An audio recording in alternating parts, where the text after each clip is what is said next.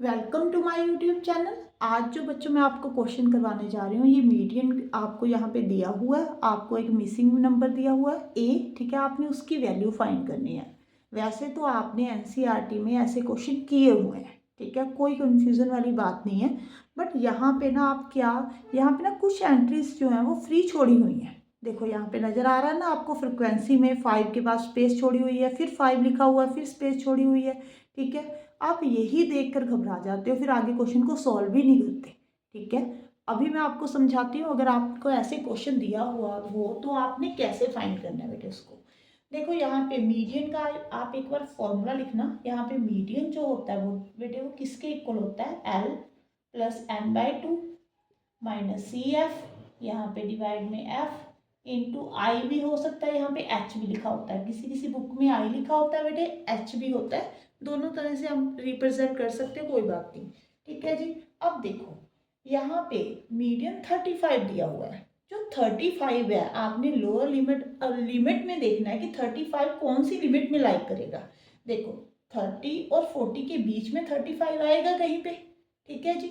अगर आपको ऐसे दिया हुआ जो मीडियन है ना, मीडियन को देखा करो कि कहाँ पे लाइक कर रहा है, इसमें लाइक कर रहा है, ओके। इसके ऊपर बॉक्स बना लो, ठीक है, थोड़ा सा डार्क कर दो, ये देखो।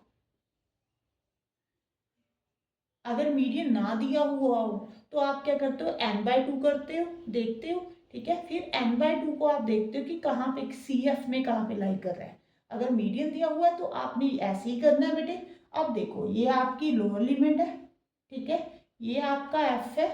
जो ऊपर वाला होता है वो क्या होता है, सी एफ होता है, ओके। अब जो एन है बेटे, जो लास्ट में जब आप सी एफ निकालते हो, जो लास्ट में आता है ना वो इसका सम ही आता है, एन नहीं आता है, ठीक है। जो सिंपल क्वेश्चन आपने किए होंगे आपको वहां पे मालूम होगा, जो ये वाला सम आएगा और यहाँ पे इसका सम आएगा वो सेम होता है, ओके। तो एन आपको 45 यहाँ पे गिवन है। अब देखो यहाँ पे एल आपने क्या लिखा है, 30, ठीक है जी। एफ क्या है बेटे, 5 है। सी एफ आपने फाइंड करना है, इनकी ए की वैल्यू यहाँ पे। एच जो है ना वो difference between the lower and upper limit, lower and upper limit के बीच में डिफरेंस, 30 और 40 के बीच में डिफरेंस कितने का बेटे, 10 का, ओके। आगे क्या और क्या चाहिए बेटे, एन बाय टू, एन तो आपको गिवन है यहाँ पे 45, 2 के साथ आप डिवाइड कर लोगे, ओके। अब आपको देखो फॉर्मूले में जो भी वैल्यू चाहिए वो आपने सब फाइंड कर ली। अब वैल्यू पुट करो, मीडियन आपको कितना दिया हुआ है 35, एल बेटे 30, N by two means 45/2, C F यहाँ पे कितना बेटे ए, एफ जो है वो 5 है, इंटू एच 10 है। यहाँ पे कटिंग कर दो, 5 2 10, ठीक है जी। अब आपने क्या करना है, 35 में से 30 को कट कर दो, राइट लेफ्ट हैंड साइड पे ले आओ इसको। यहाँ पे 45/2 माइनस ए इंटू टू, इसको ना ब्रैकेट में लिख लो। आप नहीं तो पता है क्या करते हो, ए को 2 के साथ मल्टीप्लाई कर देते हो, 45/2 के साथ करते ही नहीं, ठीक है। यहाँ पे फिर मिस्टेक हो जाती है, इसीलिए मैं बोल रही हूँ कि ब्रैकेट में लिखते हैं ना। अब यहाँ पे क्या आ जाएगा 5 बेटे।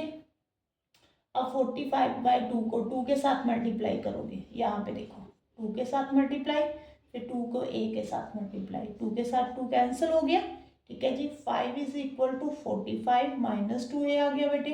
अब माइनस 2a को लेफ्ट हैंड साइड पे ले आओ, पॉजिटिव हो जाएगा। 5 को राइट हैंड साइड पे ले जाओ, माइनस हो जाएगा। यहाँ पे 40, यहाँ पे 2a। अब a कितना आ गया बेटे, 40/2, कितना आंसर आ गया 20। जो मिसिंग नंबर आपको बोला था कि find the value of A is equal to 20, ठीक है जी। आपने कभी भी क्वेश्चन को देखकर घबराना नहीं है, ठीक है। पहले आप क्वेश्चन की स्टेटमेंट अच्छे से पढ़ा करो, ठीक है। आपको क्या गिवन है, आप कैसे फाइंड कर सकते हो। आप मिसिंग फ्रिक्वेंसी देखकर ही डर जाते हो, फिर आगे क्वेश्चन ही नहीं सॉल्व करते। कभी भी एग्जाम में ऐसे क्वेश्चन आ जाए तो बेटे फॉर्मूला वगैरह सब लिख कर आया करो, ठीक है। अगर आपको नहीं भी कैलकुलेशन हो रही तो फॉर्मूला लिख दो, आपको मार्क्स पक्का मिलेंगे। आई थिंक आपको समझ में आ गया होगा। Thank you for watching.